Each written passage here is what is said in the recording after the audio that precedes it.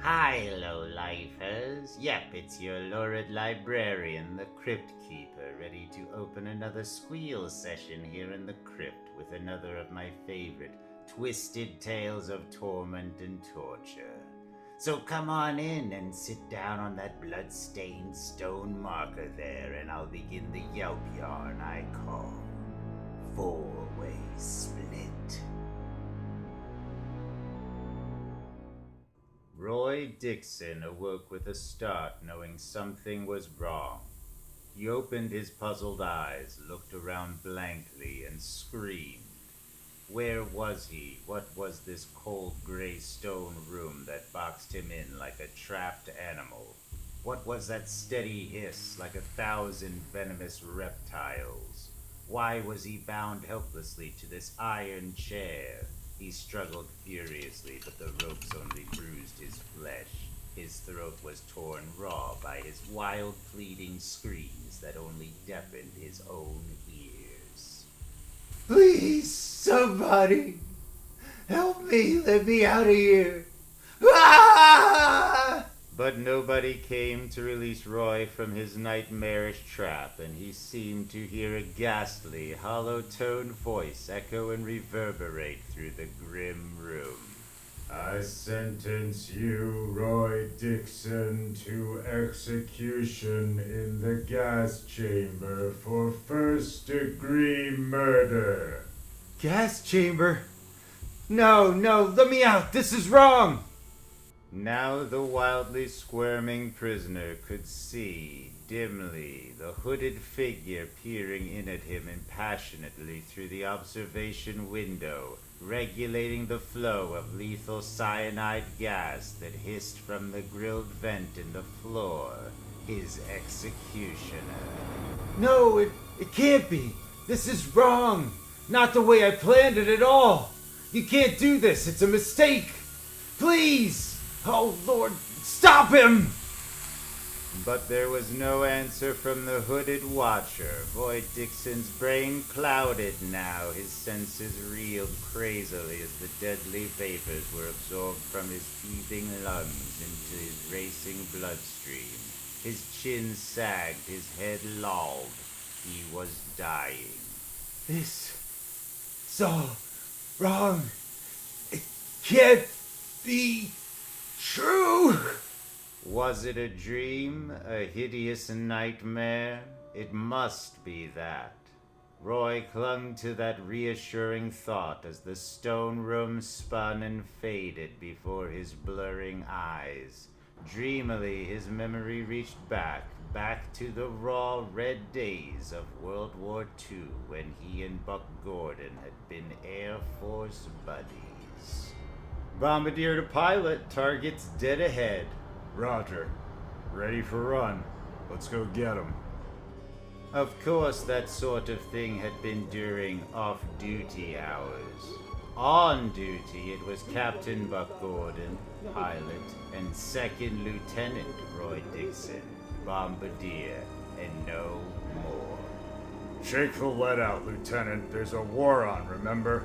Buck, yes, sir.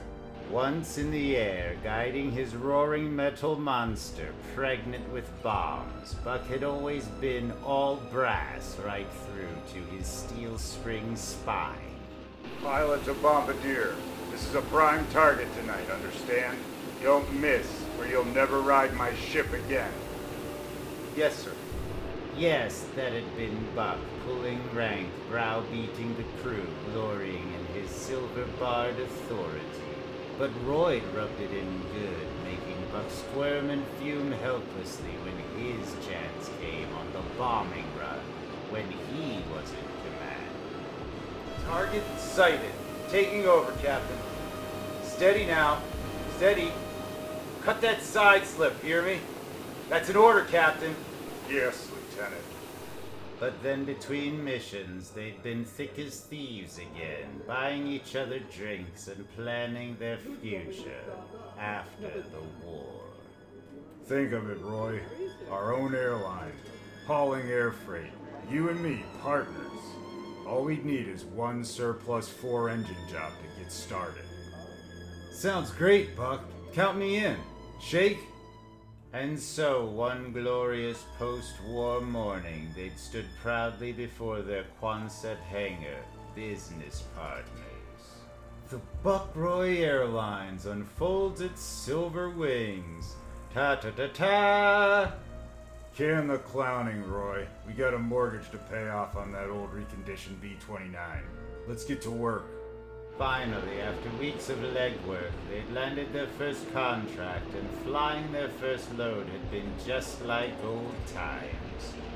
Too much like old times. No loafing, Roy. Get back and check on the cargo. Still pulling rank, Buck? The war's over, chum. Remember that? We're partners. Roy lifted his head groggily. The past faded. The hissing of the lethal gas was gone. I'm alive. The gas chamber has vanished. It was a dream. It's dawn now. I'm awake. I knew they never brought me to trial, never sentenced me to the gas chamber. I knew it was all a dream. But what was this? What was this new torture Roy was suddenly aware of? Why was it so hard to breathe? What was around Roy's neck? Squeezing. Oh, Lord. I'm on a scaffold. This is a noose around my neck. I'm being hung. I sentence you, Roy Dixon, to be hanged by the neck until dead. The noose steadily tightened, clamping his windpipe shut from the weight of his body. Sometimes this ghastly thing happened, the victim's neck unbroken by the dropping trap, letting him die a slow, horrifying death by strangulation, dragging him into a suffocating eternity. No, you can't hang me. I escaped the law. This is a dream, I'm sure. Another horrible dream. Roy's mind sank into a deep, dark pool, again out of which puffed visions of the past. Came once more, reviewing his association with Buck Gordon. Even though their airline had expanded through the years up into golden brackets, Buck had kept it up, hatefully, pulling rank. Cancel this Peterson contract, Roy. It's no good. It won't pay. It is good. It will pay. Now listen, Buck. Once and for all, I'm not a hired hand on the payroll. I am an equal partner. Understand? Roy remembered how he'd warned his business associate. I negotiated that contract myself, Buck, and I'm sick and tired of your bullying me. Try it once more, and so help me, I'll pull out of this partnership. Go ahead, Roy. Anytime you want to call it quits is okay with me. If you can't play it my way, just say the word. Somebody's got to be boss here and run things right. And Roy remembered how he'd fumed and snarled inwardly, finally coming to the stark realization. So that's his game. He's trying to make it so miserable for me, I'll pull out and leave him to hog the whole bonanza. Well, this game can be played both ways, of course. Why me? Why not him? If I can get him to pull out, turn the tables, the whole deal would be mine. But how? How could I get rid of him? I've got to think of a way. And so his ulcerized hatred for his partner had eaten like caustic into Roy's soul, and he eliminated all ways to rid Buckroy Airlines of Buck Gordon. All ways, that is, except one. Murder. I've got to kill him. It's the only way. Roy remembered how he'd studied the wall map and decided. They say that murder will out. A murder can never stay concealed. So I won't conceal it. I'll play it straight, out in the open. And here's where the law work I did for the firm, plus my wartime training, pays off. Roy had always handled the dirty work for the airline, the law cases that had come up from time to time. He'd even taken law courses at night to help. Now, his law work would help him to commit murder and get away with it. These 4 states, Utah, Arizona, New Mexico, and Colorado, all come together here at one common point. And that's it. A 4-state wrangle over one certain murder. And so Roy had prepared and waited, and his opportunity had come one night when the office help had gone home and Buck was working late, getting a night air freight shipment checked out. Who's there? Oh, it's you, Roy. Thought you went home with the others. Well, scram. I'm busy. Still the boss, eh, Buck? Still the captain ordering around his crew. Well, my dear boss captain.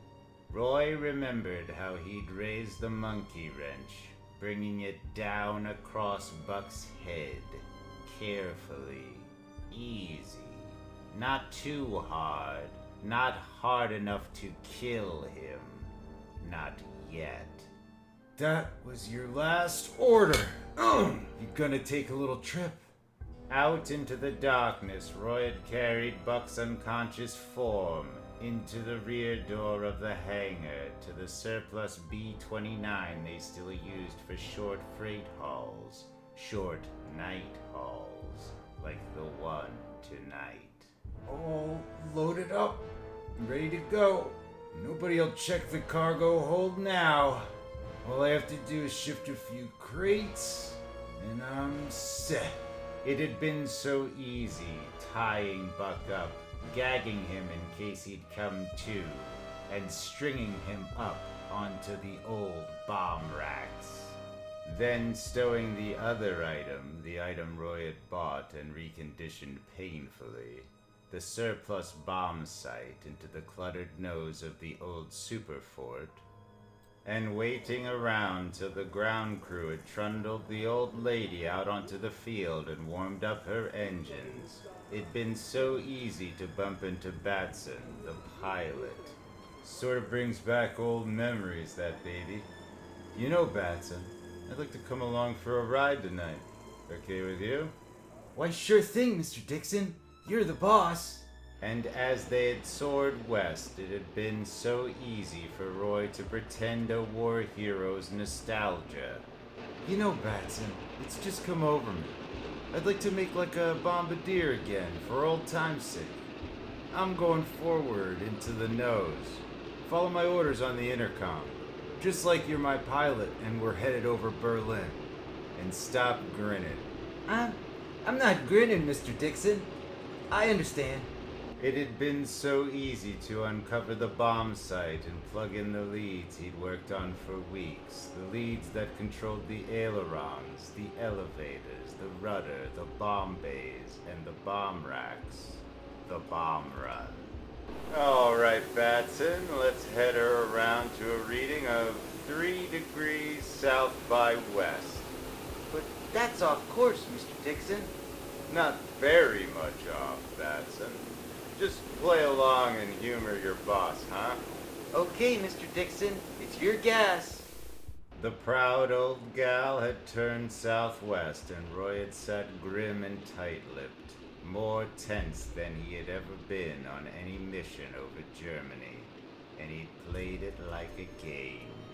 Bombardier to pilot, figured down to 1,000 feet, heading 2 degrees south by southwest. Yes, sir. But it had been no idle game for Roy. It had been a game of death, and the stakes were high. This had to be on target, direct hit, on the nose. But he timed it perfectly. The moon had illuminated everything below. Target sighted. I'll take over, Batson. Batson, let go of the controls. But, sir... The bomb bays had opened. Buck had looked down and tried to scream, but the gag had held. Fine crosshairs had moved slowly together, and then... Bomb away! Down and down the human bomb had hurtled, and the memory faded as the constriction around Roy's throat eased and air rushed into his lungs in great, sobbing gulps. I'm alive again. I'm not hanging anymore. The noose is gone. I was dreaming again. Suddenly, there was darkness again for Roy. Now what's happening? What's this hood dropping over my head? Why am I being pushed down to this chair? Why are they strapping me in it? What? Oh, Lord. And once again he heard the same hooded executioner's voice as the switch was thrown. I sentence you, Roy Dixon, to death by electrocution. No. Oh, God, no, it's the electric chair. The first jolt ripped into Roy Dixon like a million white-hot needles, boiling his blood. He could smell his own flesh frying. The second jolt spiraled him into a blue-white flashing abyss that changed into a picture of the past, of Buck Gordon's body smashing to earth directly upon a large flat stone marker. Right on target. Yes, it had been right on target. Roy's pinpoint bombing had dropped Buck Gordon on the stone marker that delineates the common corners of Utah, Colorado, Arizona, and New Mexico, staining it red with blood and ruptured flesh. It had all gone according to plan. Roy had openly and boldly pleaded guilty to the grand jury's indictment. But then the fun had started as the representatives of the courts of 4 states wrangled like alley cats over one mouse. Utah claims jurisdiction in this murder case. Arizona claims the right to try the prisoner. New Mexico, Colorado. A legal brawl had developed. Buck Gordon had met his death at the 4 mutual corners of these states. Each one demanded its right to prosecute, claiming sole jurisdiction. Roy had been able to have himself released on $50,000 bail via a writ of habeas corpus. This'll drag through court after court. At any decision to try me, I'll appeal. This will go on for years. I can appeal right up to the Supreme Court. And Roy had been right. His plan had worked exactly as he'd predicted it would. The red tape had piled up, tangling into a thicker and more complicated knot. 4 states bickering, each stubborn, jealous, proud. They'll never bring me to trial, at least not in my lifetime. The memory faded, the painful jolts of electricity were gone. Roy looked around. It was dawn now. Dawn over a desert wasteland. I'm awake again. I wasn't electrocuted. Oh, God. What's happening to me? Why am I being tortured? No. What am I doing here? Roy looked down. He was standing on a flat rock. A marker. A familiar marker. This is where Buck's body landed. I must be dreaming again. No, Roy Dixon. This is no dream. The hooded figure stood beside the marker. You again. The executioner. But then I must be dreaming. I'm a free man. The courts didn't decide anything. They won't for years, so you can't be my official executioner. Then let us say I am your unofficial executioner. The hooded figure pointed to the gray-walled structure with the little observation window. You escaped legal execution by your cunning plan, Roy. You escaped the gas chamber of that state, so I let you die a little in it. The hooded figure swept his arm. You escaped the scaffold of that state, so I let you try that one too. In a circle, pointing. You escaped the electric chair of that state, and so you felt what it is to die that way. Pointing to the long shadows on the dawn desert sand. And now for the last and final execution. The one I will not be able to give you just a taste of. The firing squad. Ready? Aim. No. No. This is all some nightmarish dream. But the executioner removed his hood, and Roy saw that this was no dream. Fire! Buck Gordon. So, poor old Roy got it from Buck 4 ways. Well, you get it from EC 4 ways when you read one of your Goo Lunatics mags. 4 chilling scream stories. Next comes VK with his. Then I'll be back to revolt you, and OW will complete the creepy quartet. So read on and retch, dear fiend. I'll dig you later.